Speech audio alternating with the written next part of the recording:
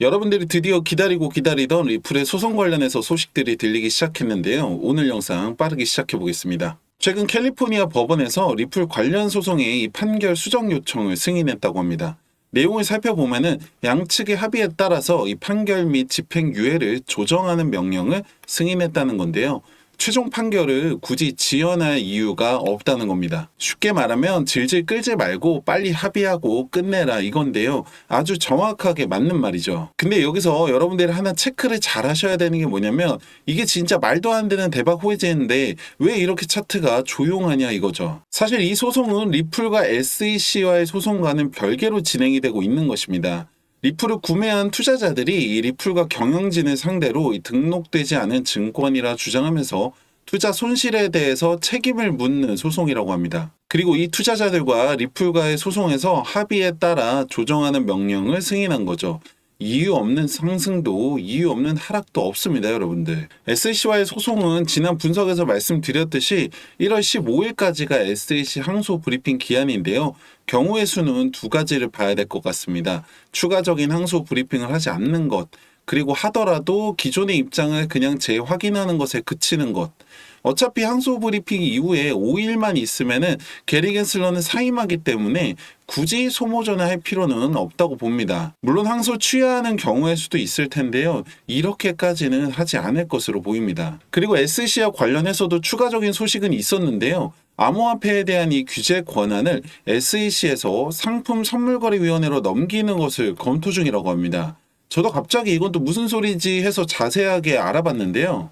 상품선물거래위원회도 SEC처럼 규제안을 만들고 집행하는 권한이 있고 애초에 암호화폐 시장에 대한 이 규제 권한을 가지고서 SEC와 예전부터 논쟁이 있었더라고요. 2021년도에도 상품선물거래위원회에서 SEC의 이 암호화폐 규제 방식이 잘못됐다고 비판을 했었다고 합니다. 현재 SEC가 암호화폐 업계에 규제하는 이 기준이 되는 법이 80년 전의 법으로 특히 기존 자산시장과는 다른 특성을 가지고 있는 디지털 자산시장에 적용하는 것이 잘못됐다고 지적을 한 거죠. 뿐만 아니라 현재 상품선물거래위원장 로스틴 베넘은 민주당 소속이지만 현재 거래되고 있는 암호화폐 중에서 70% 80% 정도는 증권이 아니다라는 입장을 밝혔는데요.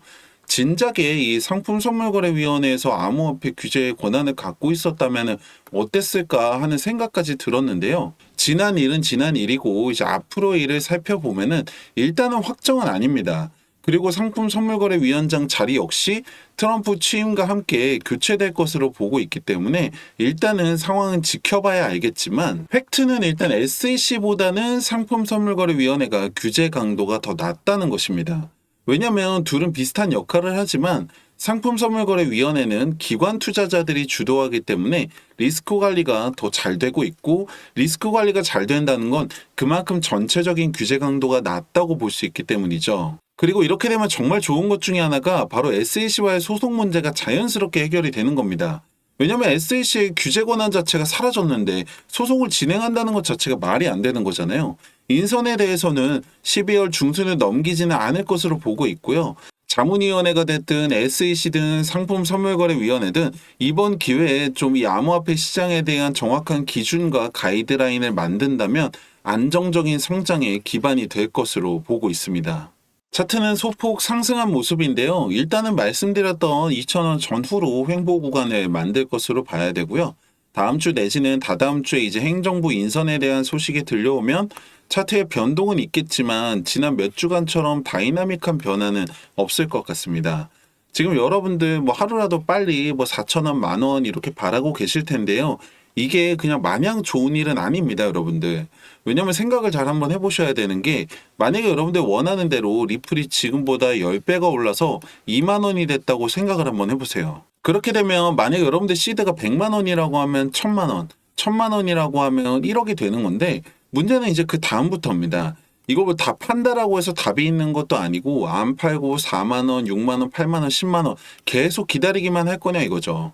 그나마 1억 정도는 돼야 이게 10억인 건데 요즘에 물가가 너무 올라가서 이 10억 가지고 뭐 하나 하기도 굉장히 애매합니다. 지금처럼 이렇게 상승에 대한 확신과 가능성이 무궁무진한 상황에서 이렇게 싸게 취득할 수 있는 이 시기가 앞으로 다시는 오지 않을 타이밍이라고 생각을 하셔야 되고 지금 여러분들 단돈 100만 원이라도 투자를 하셔서 시드를 늘려야 되는 시기이고 그렇게 할 수 있는 시장 상황입니다. 사실 제가 여러분들한테 해드릴 수 있는 게 이렇게 시장에 대한 상황이나 리플에 대한 소식들, 분석들 전해드리는 것 말고는 좀 제한적인데요. 여러분들 입장에서도 그냥 아 그렇구나 좋은 정보 잘 알았다 하고 넘어가실 수도 있다고 생각합니다. 왜냐면 솔직히 뭐 영상 본다라고 해서 여러분들이 지금 바로 돈을 벌 수 있는 건 아니잖아요. 그리고 여러분들 대다수가 전업 트레이더도 아니고 이제 와서 공부를 하시기에 어려운 상황이라는 것도 잘 알고 있습니다. 근데 솔직히 말씀드리면은 한 명의 투자자로 시작해서 지금까지 올 수 있었던 저나 많은 전문가들과 분석가들이 예전처럼 이렇게 공부를 하고 배우는 것도 맞지만 사실 가장 중요한 건 바로 이 기술적인 부분입니다.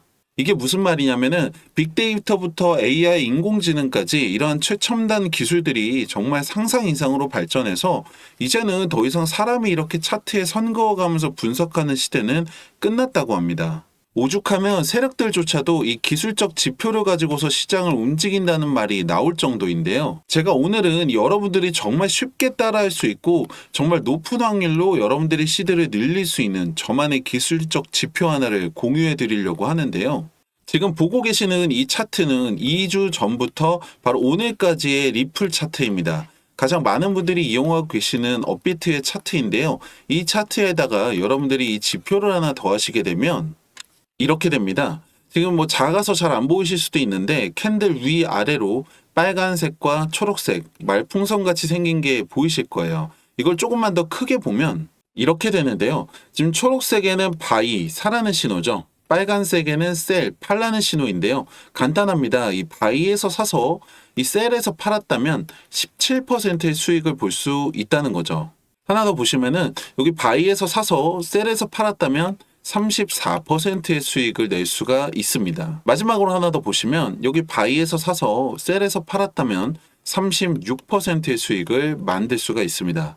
여러분들이 만약에 이 세 번의 거래만 따라오셨다라고 하면 100만 원은 200만 원, 1000만 원은 2천만 원이 될 수 있다고 하면 어떠세요? 제가 말씀드리고 싶은 건 이게 가능한 이유가 바로 지금처럼 이렇게 변동성이 큰 시장 상황 때문이고 두 번째로는 리플뿐만 아니라 모든 차트에 적용이 가능한 바로 이 기술적 분석이 있기 때문인데요.